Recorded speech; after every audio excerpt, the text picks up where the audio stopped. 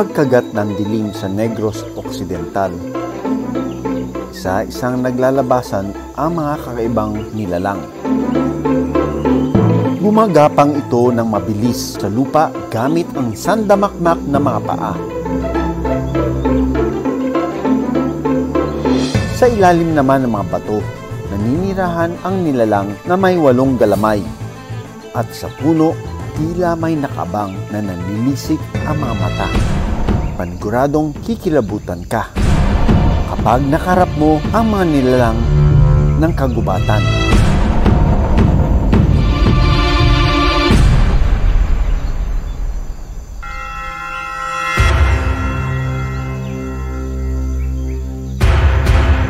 Nakunan sa cellphone camera ang pag-aaway ng isang higanting centipede at false coral snake sa Camarines Sur.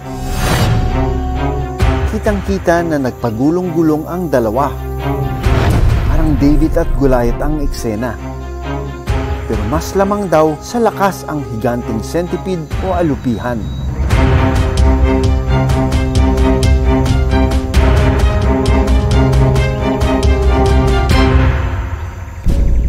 Ang higanting alupihan makikita rin daw sa kabundukan ng Negros ayon sa hiker na si Paulo Oliveros. May nakapagsabi sa amin na marami kayong naobserba sa gubat pag nag-hike kayo. Ano yung mga nakikita niyo mga hayop dyan? Yung katulad ng millipede, centipede, madadaanan mo talaga yun sa trail. Minsan pag may time, inobserbahan talaga namin. Para masaksihan kung gaano kalaki ang mga alupihan doon, umakyat kami ng bundok bago lumubog ang araw. Dahil nocturnal o mas aktibo raw sa gabi ang mga alupihan. Sa Negros Occidental, naninirahan ang iba't ibang uri ng buhay ilang. Pero ang aming pakay, makita ang mga higanting alupihan. Dahil bihira na umanong maabot nito ang nakataktang laki, lalo na't dumarami ang banta sa tirahan nito. Kwento ng hiker na si Paulo, kinatatakutan daw nila ang mga higanting alupihan sa tuwing umaakyat sila ng bundok. Pagdating naman sa mga millipede at mga centipede, ano yung pinaka nakita nyong kakaibang natatandaan nyo? Maraming paa. Oo. Tapos, ano yan binumos. Pinapabayaan na namin talaga yan. Hindi namin, nahawakan. Hindi. Bakit? Takot rin kami. Ang giant centipede naninirahan sa ilalim ng mga bato. Kasama ang forest guide na si Romel, susubukan naming makunan ito. So, sa ilalim siya ng bato naghahanap. Uy! Iba yung nakita natin, tarantula.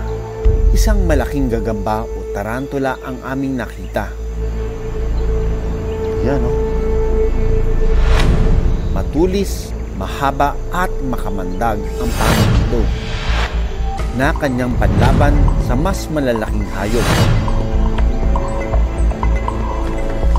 Yung front leg niya, parang paa ng kabayo. Tingnan natin yung kanyang fangs. Ayan Yan ang iniiwasan natin na makagat tayo ng kanilang fangs. Ano mga hayop ang kanyang patayin at kainin? Mga cricket, mga sikada. Paalala ng biologist na si Daryl Acuña, dapat mag-ingat sa mga tarantula. So far, wala pa pong naitatalang namatay sa kagat ng tarantula. Pero, magkakaroon nga lamang ng allergic reaction. Ang tarantula ay may venom na ginagamit niya sa pang-mobilize ng kanilang mga pagkain. Maya-maya pa. Wow! Ang laki niya na! Wow! Ang taba! Oh my gosh! Look at that head! Grabe! This is already a matured Philippine pit viper. Arboreal o madalas sa mga sanga ng puno, ito naninirahan. I'm really amazed by the size of this Philippine pit viper dahil bihira lang makita ng ganitong size. Examine natin siya. So, we know that pit vipers are venomous. Ang Philippine Pit Viper ay cytotoxic o maaaring makasira ng tissue ng tao at posible ring mauwi sa pagkamatay dahil sa kamandag nito. Sa Pilipinas, wala pang naitalang binawian ng buhay dahil sa pagkakatuklaw nito. There, oh, laki nito. What a big viper. Uy, meron siyang tama sa lower jaw niya, oh. So, tingnan natin. Pag hindi mo nakita to, tapos dinaanan mo, pwede mag-strike ito. Lower jaw niya, ayan, oh, may tama. Could it be his own fangs that damaged its own tissue? Agad kong sinuri ang viper. Oh, look at that. May tama siya dito sa lower jaw. And eksakto siya sa, oh my God, eksakto siya sa sa labi. Look at that fangs. Talagang hindi niya titigilan yung prey niya. See, they're foldable and they can find their target. Kahit may sugat sa bibig, malakas at kaya pa nitong mabuhay sa kagubatan. So, time to let you go. Ito natin siyang ilagay. Matagal-tagal na ako hindi nakaka-encounter ng viper dahil matagal na rin kami hindi gumagawa ng story sa forest.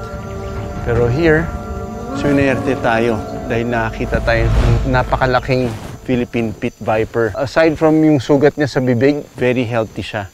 Ibig sabihin nakakain siya ng mabuti. Ang Philippine Pit Viper ay carnivores at mahilig itong kumain ng maliliit na hayop. Nagpatuloy kami sa paghahanap ng higanting alupihan.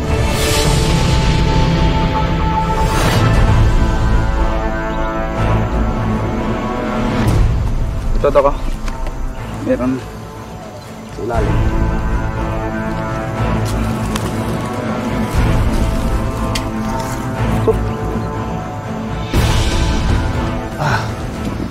Malaki lang ito ng konti. Fiery orange yung mga paa niya. And kita mo, parang yung mga laruan namin ng bata. They look like a rubber toy, pero ito, tunay ito. Hinawakan ko, ang lambot ng katawan niya. Pero hindi ito yung inaasahan kong laki. Iniisip ko mas malaki pa dito. So this one is probably still a young one. Matapos ang 30 minutong paglalakad,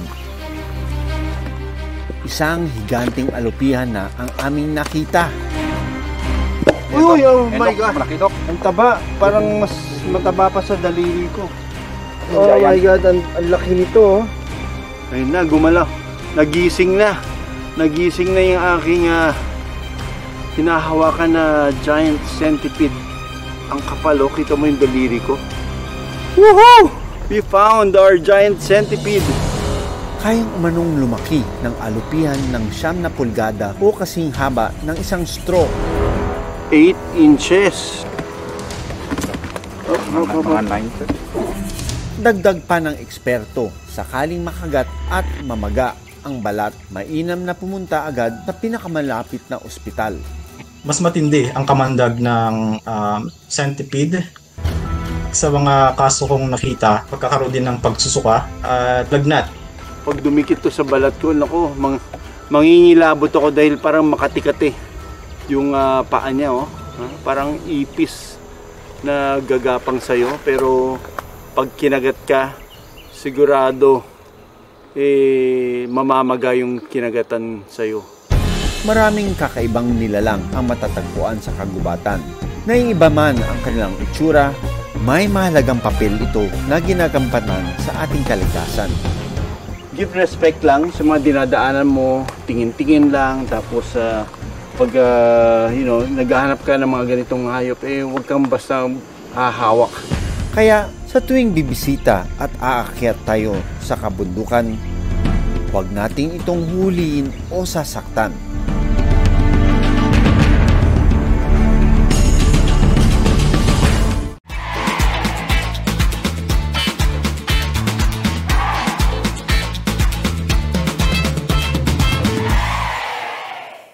Maraming salamat sa panonood ng Born to be Wild.